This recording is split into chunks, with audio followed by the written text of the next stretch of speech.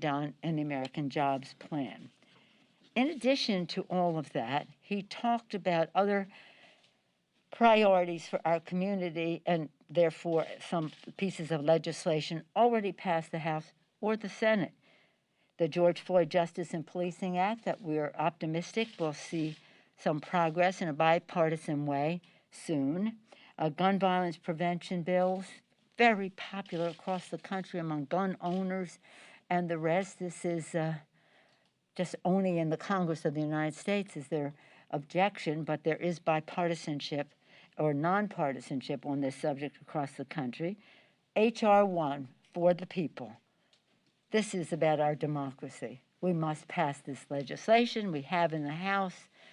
The leader has called it a priority in the Senate, Mr.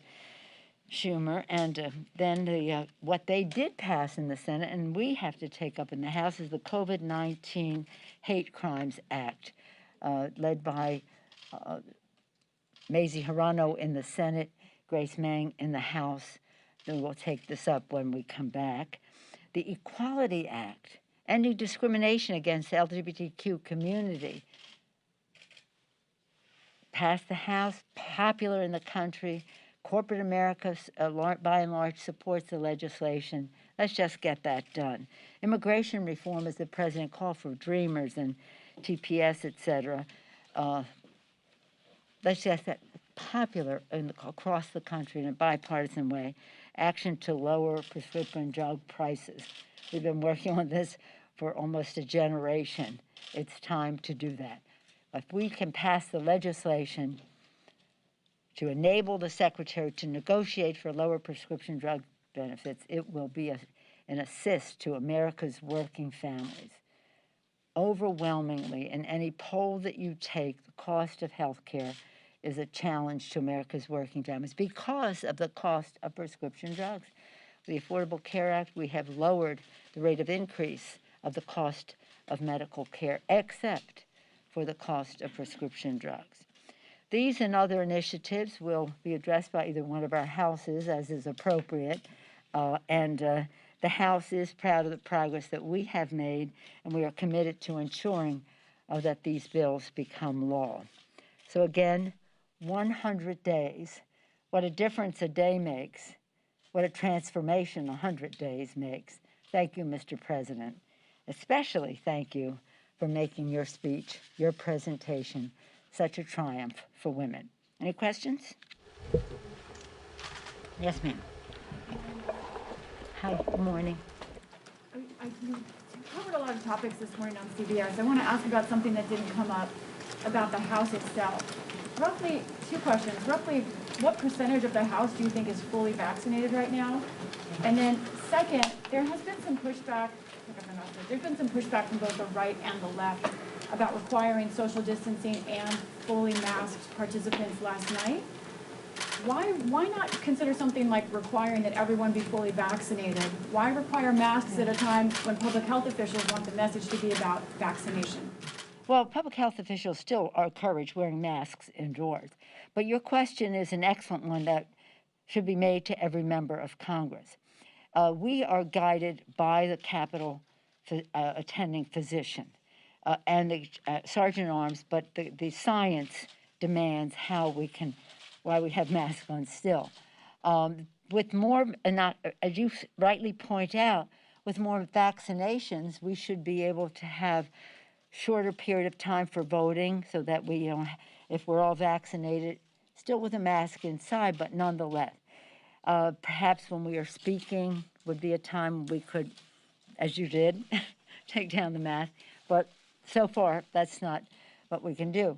So here's the thing. We cannot require someone to be vaccinated. That's just not what we can do. It is a matter of privacy to know who is or who isn't. I can't go to the Capitol physician and say, give me the names of people who aren't vaccinated so I can go encourage them to or make it known to others to encourage them to be vaccinated. So we can't do that. But you would hope that science would guide them to protect themselves, their family members, and be good colleagues in the workplace to get vaccinated. And the sooner that happens, the better for everything in terms of, because all of the requirements that we had last night were not about security by and large. That security issue is always there when the President of the United States is president. But in terms of COVID, COVID had us in a room where normally 1,600 people would be gathered for the address by the President of the United States, 1,600 people to 200, I think it was 204 people, because the Capitol physician insisted that that social distancing, that mask wearing were necessary so that we are not contributing to the spread of COVID, especially with the President of the United States there, but also in terms of the Congress of the United States. So if we could, but we can't, require vaccinations for the members, much less for the American people. Some people want to say, don't come into my store unless you're vaccinated, this or that. It causes commotion. But we don't have too much. I mean, there are some individuals who say, and I don't even know who they are, but if you say there are, that they don't want to social distance and they don't want to wear a mask, but that's incidental. It's not anybody important. The House is vaccinated, do you know right now? The percentage? Yeah. It's about, I think it's about 75%. It's about, it may be in the last few days some more, but I think it's about 75%. But again, the physician cannot tell us, Democrats, Republicans, or who. And that's right. We should be respecting people's privacy, but that's approximately what it is. And the Republicans come up to me and say, let's shorten the time for votes, let's shorten the time for votes. I said, well, tell your friends to get vaccinated. That would help. That would help a lot. What do you got, Chad? But he sits in front. You guys have to just ace him out because he just is so, he's so Chad. 49ers guards or tackles or something. I got the Warriors colors on today. In any event, did you get to hear any of Senator Scott's response? No, I didn't, because we were thanking the Capitol Police and the custodial staff for making the day possible, so I didn't see it. I usually don't see it. Is there anything that you have maybe read about or something that you think is from his message that maybe you hope you could work with them, or from that message, or not? I didn't see it, but the one thing I did hear was that he was ready to continue the discussion about the George Floyd Justice and Policing Act, and I think that was a very good message to come from that. And we're very proud of Karen Bass and the work that she has done in a bipartisan way on the House side, and now on the Senate side, working with Cory Booker and Senator Scott for sure, a very important factor in all of this. So that was one thing that I saw in the news that came out. But for us, when the president comes, whatever the party, whatever the capacity, it's until midnight, and the president was very gracious in wanting to, suggesting that he say thank you to the custodial staff who suffered so much at January 6th and who are continued to make the Capitol work, as well as the security. Madam Speaker. Yes, ma'am. As far as the metal detectors are concerned, Jim Clyburn was fined $5,000 for breaching one of the metal detectors. And now a pending lawsuit that Andrew Clyde is being talked about. Can you respond to that now that one of your own? No, I think that we are safe protecting the members of Congress, and if people have a disagreement on the charge that was made, then they can appeal it, and that's what's happening. Yes, ma'am. What do you got? You had a question? Yes, thank you. Well, Madam Speaker, just to follow up on police reform, as you may be aware, the families of George Floyd, Wilson John, Terrence Crutcher, and Eric Garner on the Hill today. And number one, are you meeting with them? And number two, besides Karen Bass, who have you designated to negotiate with Senate lawmakers on this issue today? And what have you tasked them with as far as trying to get this done. What's the by last Floyd part there? anniversary. What have we, you said, have I chatted with the families? The second part was, who have we Who have you designated? designated to negotiate with? Wait, I heard instead that of part, but what was the third part? And I guess just what your hope is, or what you have tasked them with to try to get this done by the Floyd anniversary. I know you would like to get it done, but kind of what has been your mandate to them to move the ball forward? Well, Karen Bass certainly has received my authorization to proceed with discussions, and they will be having a meeting today. She had nearly 1 year ago, as you know, toward the end of May, George Floyd was murdered in full view. His assassination was something that caused demonstrations, show of support for his family all around the world. Millions of people turned out for days and weeks in some cases, certainly in our country.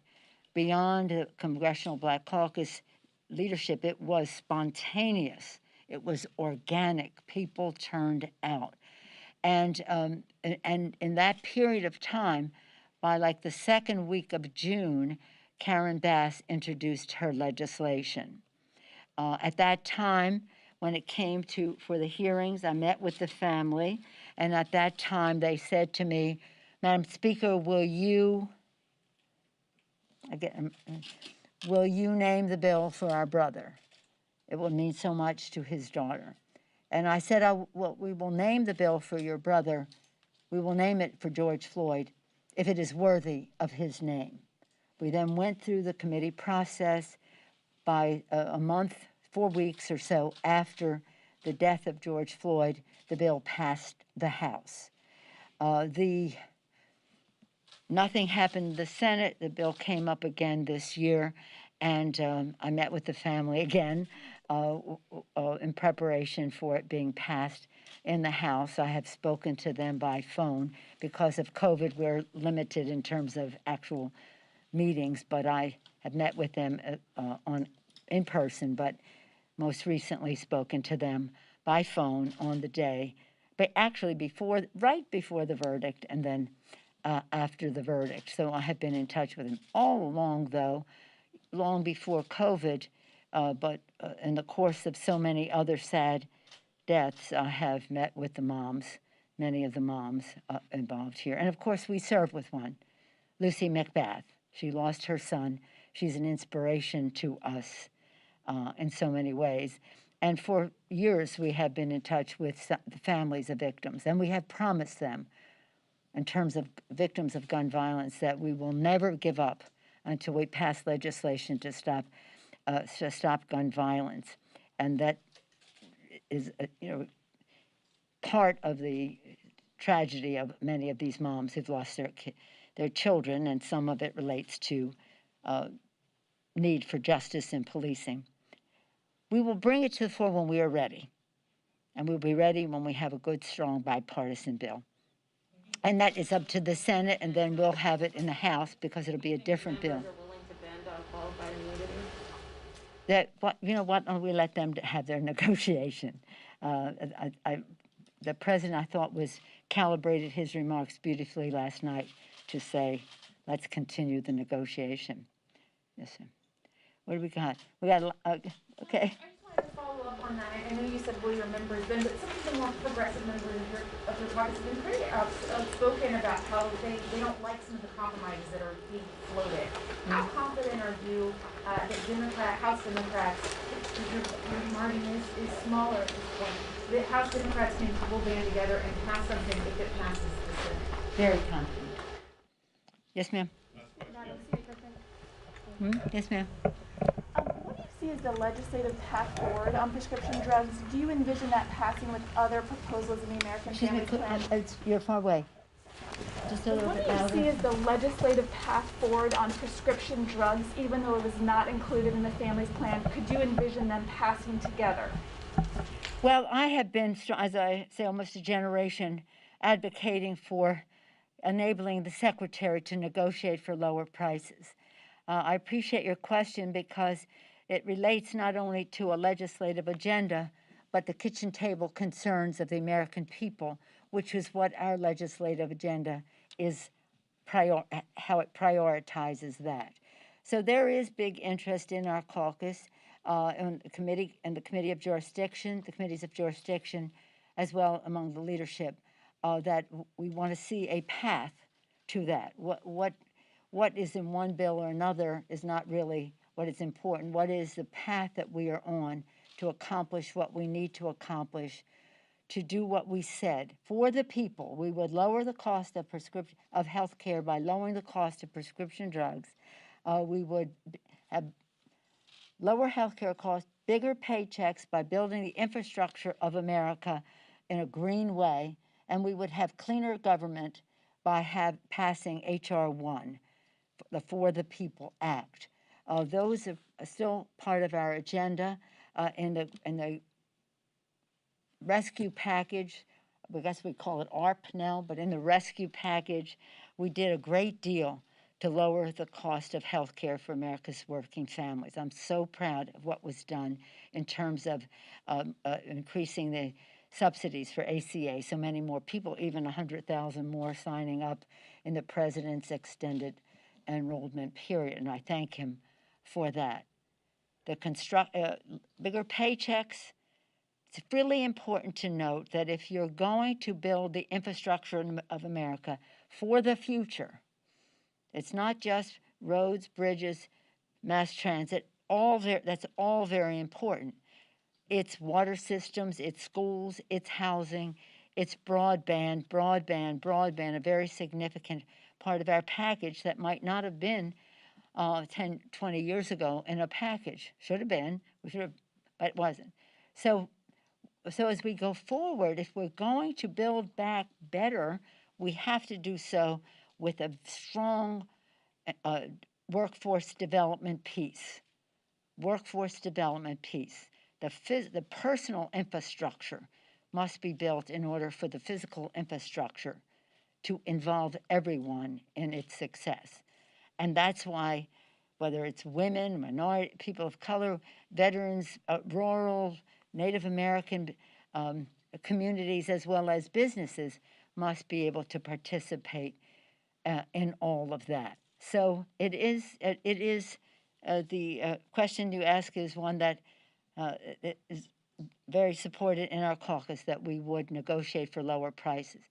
When we first did it, way back when, again, you've heard me say this almost every week, in 2005, in our campaign to win back the House in 2006, our 6 for 06 agenda had 6 priorities that we would pass in the first 100 hours.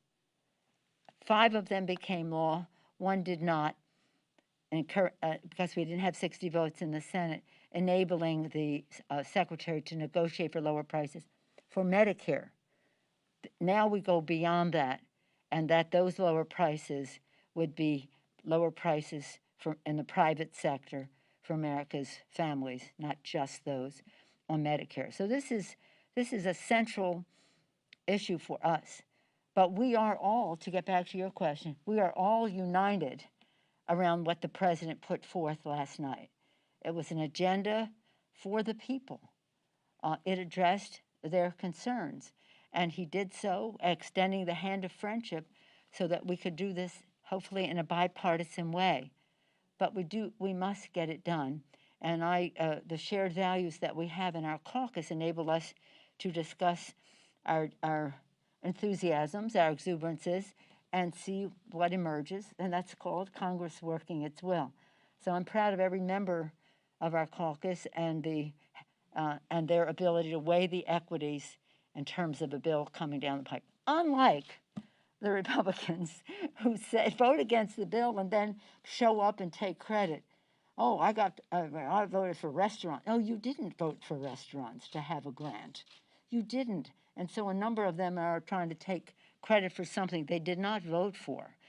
And that's not unusual. Vote no, take the dough. That's what the Republicans do. But that doesn't help people. What we're there is to have the courage to pass the laws that hopefully are in a bipartisan way, but if not, to make sure we're meeting the needs of the people. And all of these things will come to the floor every part of it when they are ready. And I'm hoping that the George Floyd Justice and Policing Act will be soon. Today they are meeting. I think that's great. I pray that they will be successful in a very strong bipartisan way, bicameral way. Thank you all very much.